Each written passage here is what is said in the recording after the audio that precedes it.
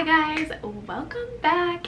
Today I'm very excited to share this project that I have been working on for a few months, but it's been like a dream. It's been a vision of mine for probably a few years. Here's the whole backstory. When we moved into this house, it was already furnished. So as we've kind of replaced the furniture that was here with our own things, we've just moved it into this extra room in our house that we kind of just ended up turning into a storage room. So we had this one room that was completely full of furniture. I mean, we had like 2 or 3 dining room tables. We had chairs, we had bookshelves and bookshelves and bookshelves, so many different things in this room. But then what kind of like triggered this whole room transformation was that we got a terrible infestation of ants. Got my gloves on and I'm going in, and I've been standing here for a couple minutes because I'm legitimately like, I just don't know if I can do it. I'm so grossed out. I can handle it when they're around the area, but it's the items where the ants are like swarming onto it and I have to touch it. One of the parts of the house that they were the worst in was the bathroom, which was right next to my closet where I kept all of my clothes.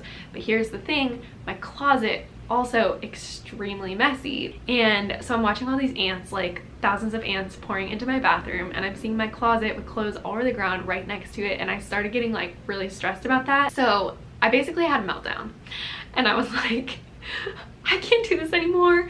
I don't want these ants in my house. I do not want these ants on my clothes. And in that moment of semi-irrational thinking, which ended up working out, I was like, I'm gonna move my closet into that storage room, and I'm gonna take everything out of that storage room, and it's gonna become my closet, and it's gonna become my like office, because I need to get my clothes away from these ants. So I just took all of my clothes and I moved them into the storage room. I took out like one little section of stuff from the storage room and put my clothes there. Anyway, that is what started all of this. It was a very impulsive and meltdown, frustrated moment in the middle of the ants that made me decide to finally go for it and transform this room. And I ended up turning it into this whole office space.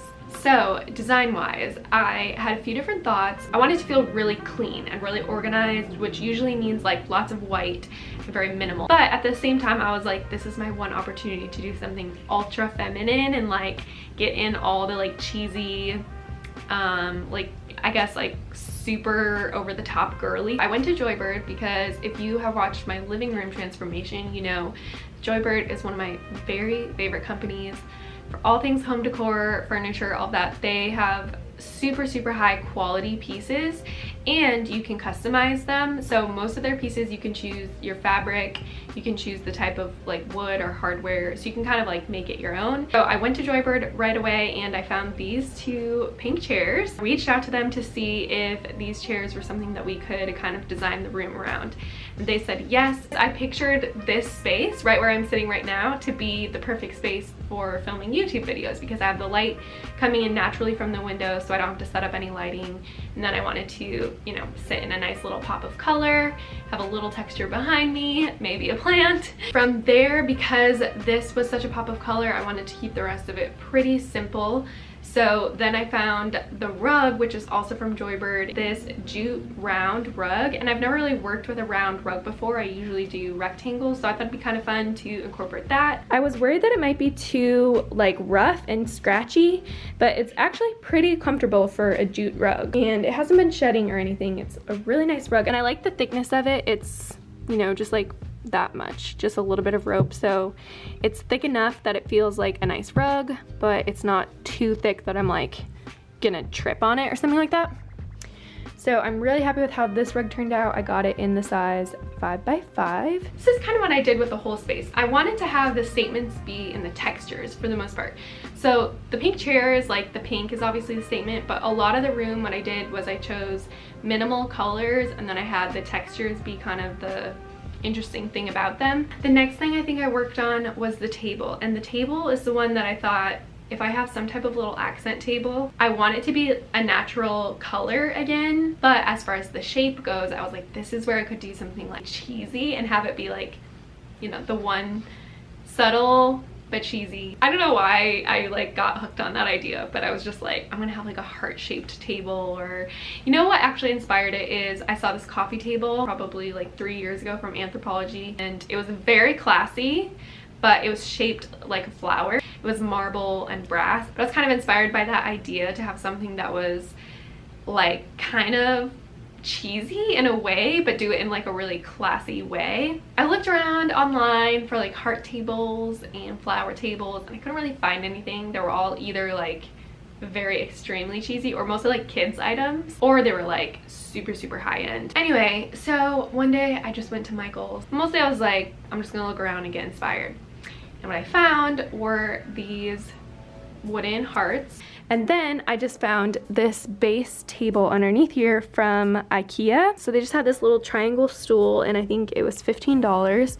And so all I did was I took some wood glue and I just glued the hearts in the circle on top of the little stool. So flower-shaped coffee table for 25 bucks. It is a little rough on the edges. I didn't sand it or stain it or anything, so you could probably finish it a little bit more if you decide to do something like this. The other thing about this wall is it has these light switches. So, and they're like all over the wall. So if you see under here, I don't know if you can see, there's a light switch right there. If you take away the tree, there's these buttons behind here. There's more switches and things.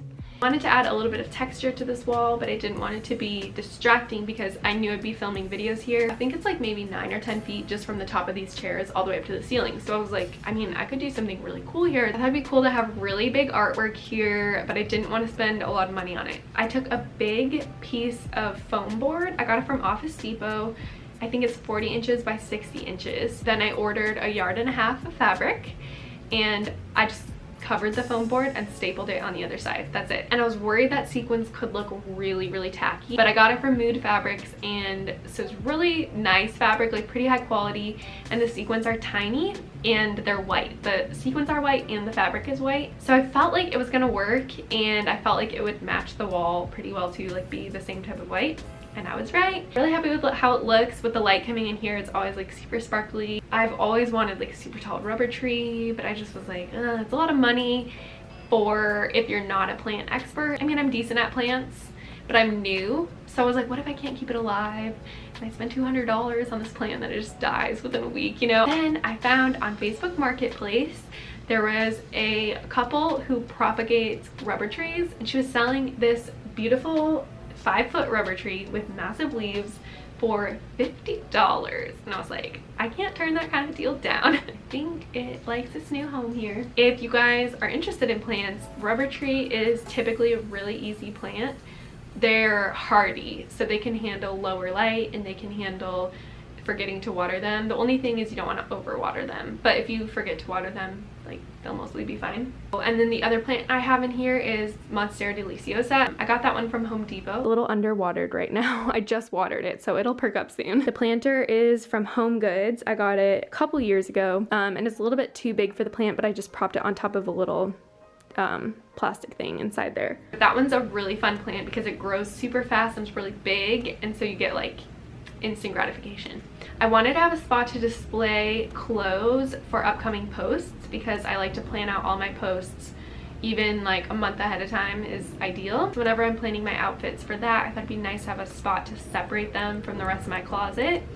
So that's why I got this clothing rack. This clothing rack is also from IKEA. It was $12, which I thought was kind of a steal for a clothing rack like this. It's pretty sturdy and it's all white, which I thought was really nice, and it's on wheels. So whenever I need to move it, I can just move it. I would highly recommend that. I'll link it below. And then I have the desk. So if you've watched my other videos, you've seen this desk before because it has moved all over the house. It was originally in our photo studio, then it was in our living room, then it was in the bedroom, and now it's in here. You know, I've always kind of needed a desk for work, but since I haven't had my own space, it's just like moved around the house as we've like renovated things. The desk is from Target. We got it a long time ago, but I'm pretty sure it's still available. It's Project 62. I think it was like around $100, but I'll link it below. This chair is from World Market. We have 4 of them. They used to be around our dining table, but we transformed our dining room into a photo studio, so we don't have a dining room anymore. but I didn't want to get rid of the chairs because I thought they were cute, so I just used one of them here. Next to the desk on the right side, I have these shelves that I got from Amazon. I was inspired by Teza on Instagram, and she posted her rack of sunglasses and she used these shelves, and I was like, oh, it's so cute. They're just these little clear plastic shelves, and I think they look really chic. So since I'm renting, I tried at first to just hang them with command strips. I just put 4 of the 4-pound ones on the back, so it's supposed to hold 16 pounds. And it kind of worked. Like, I left one shelf up overnight and it stayed and it was fine. But then the next day, one of them started creaking a little bit and I was like, I don't want to risk it. So we decided to just drill into the wall. I have my nail polish here. I have some essential oils here and other cute little beauty things. And it is partially for storage, but honestly it's more for the decor. Like, I have a bunch of nail polish and oils that I didn't put on there because they don't look as cute and like the colors are too bright and stuff. So it's mostly like that I just thought it would look good, but it is somewhat practical too. So I've played cello for 17 years, but I haven't been playing it as much since I moved out here because it's just been sitting in its case in our bedroom. I want to get inspired to play more, so I thought if I put it out on a stand and I could see it every day and like get inspired and just look at it, I would play it more often. So I got this stand on Amazon and I'm just keeping my cello in that little corner. If you're worried about the doors, that door is on a lock, so it won't open from the other side unless I unlock it from inside, and then you just come in the other door. So here's one last look at the before and after of this room.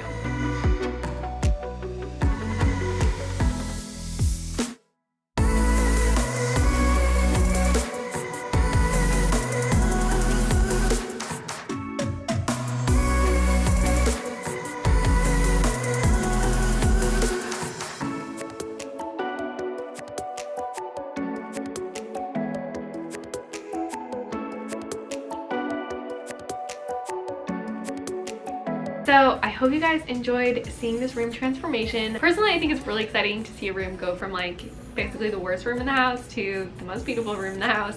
So I have been just spending so much time in here. I also made a blog post about this whole process with more photos and more links and instructions on the DIYs and stuff like that. So if you want to check that out, that is below as well. If you haven't already, I would of course appreciate it if you subscribe to my channel and leave a comment below. Thank you again so much to Joybird for sending these chairs and the rug. You should definitely check out Joybird. I'm going to link them below and I'm going to be posting all about them on my Instagram. I hope you guys enjoyed and I'll see you next time.